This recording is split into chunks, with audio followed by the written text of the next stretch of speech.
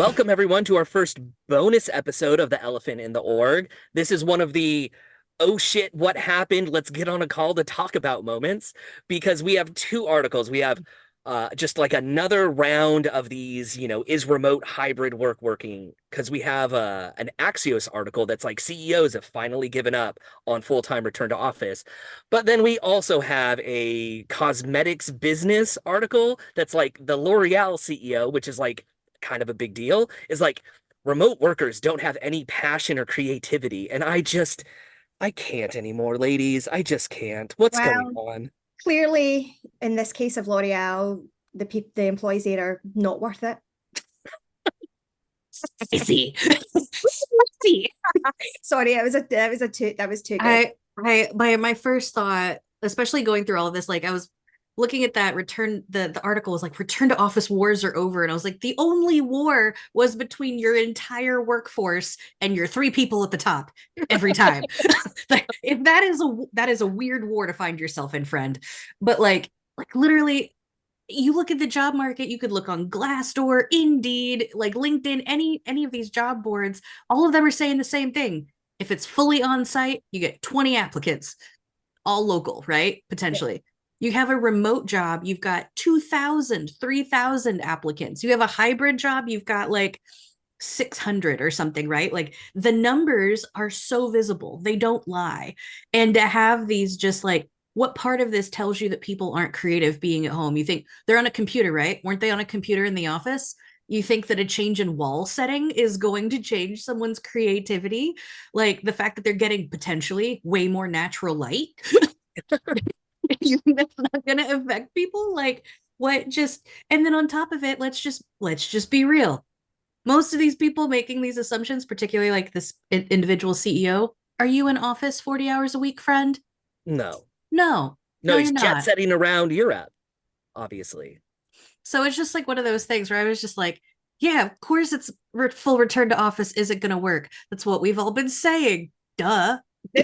This one is up there with my favorite. I know we've mentioned this one before, but my favorite Amazon story of last year of yes, we're the world's most data-driven organization. However, when it comes to returning to the office, we don't need data. We're just going to go on our gut instinct. Like, come on, right? No, you're going on your real estate investment. Yeah. Obviously, we talk about this a lot. My research, my PhD is centered around this exactly. And, you don't need a crystal ball to see where this is going, right? Yeah. There's a pretty standoff. apparent. Pretty apparent. Yeah, it's a standoff and it's going to implode. And, I predicted within 2 years that the real implosion is going to happen. And then over the next 5 to 10 years, our boomers are out. I mean, someone told me yesterday something like at a rate of 10,000 a day are retiring out of the workforce. I think I've got that right. Yeah. That was from that's insane. Yeah. So your boomers are fast out. Your older Gen X's are not far behind them, right? Mm-hmm. Your Xennials, where I sit, we're just like 20 years to go. Let's just make this as enjoyable as possible, right? Path of least resistance. Yeah. Don't have to slog so hard, but at least make it worth it. Make it productive. I want to do a good job. I love what I do. I want to do a good job, but I also want to not die from, a stroke by being exhausted. What is that? You got the little thumbs up. You got the thumbs up bubble from Zoom that just randomly no one asked for that. Why did they develop it? No one asked for it. Orb. I didn't know if it was like my dead father visiting me. But anyway. Oh God. Jesus, Marion. This is taking oh shit to a whole different place. Back on track. No. Now I've lost my train of thought. No, I want to be more off track. No, I predicted that, the 5 to 10 years as your millennials and your Gen Zs are really coming through. They saw their Gen X parents struggle and cry and work all the hours and try to be superhuman, right? And suffer for it. Their relationships all round suffered. Kids had a tough time, latchkey kids. I mean, I was certainly that growing up. So, they want something better. And now that they know that flexibility is the key to having a much better work-life experience as well as outside of work-life experience, you don't think that the second that they start to take the reins of these businesses, they're not going to make good choices to make it a more human-centric environment? Of course they are, right? So all of these, business leaders that are ostrich positioning, sticking their head in the sand and refusing to move their egos, quite frankly, out of the way and see the bigger picture, all they're doing is, one, delaying the inevitable, and two, really damaging the equity of the employer brand, right? Yeah.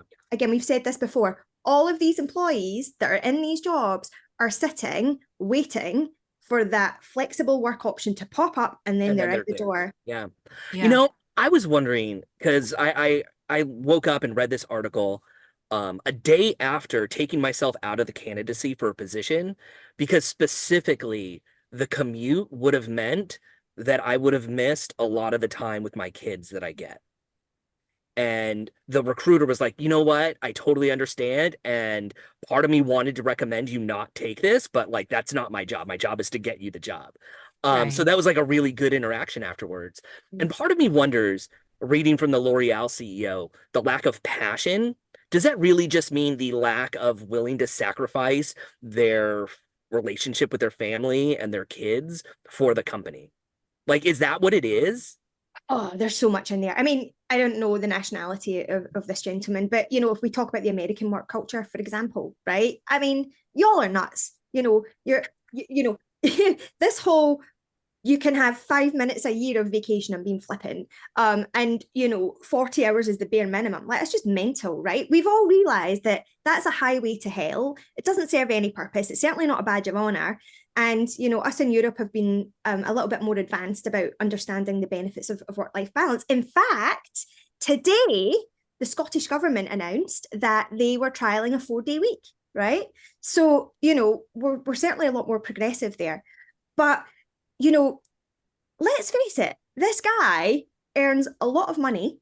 Yeah. I'm sure his wife, if he's married and if he has kids, again, I don't know, or husband, again, I don't know the person's situation, but if they have kids, I'm sure they have help.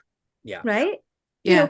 No matter what, at that level of pay and that level of seniority in an organization where you have those responsibilities, you have that you literally have built-in supports. Yeah. You have to. Either way, if I was getting paid enough to like have help to take care of my kids, I still don't want to miss making dinner, having dinner, doing homework and bedtime with my kids. And I'm sorry, the whatever $40 an hour to drive to Culver City is not going to be worth missing out on that with my kids. Well, you need to pay me a lot more than that to go to Culver Well, City. yes, I know.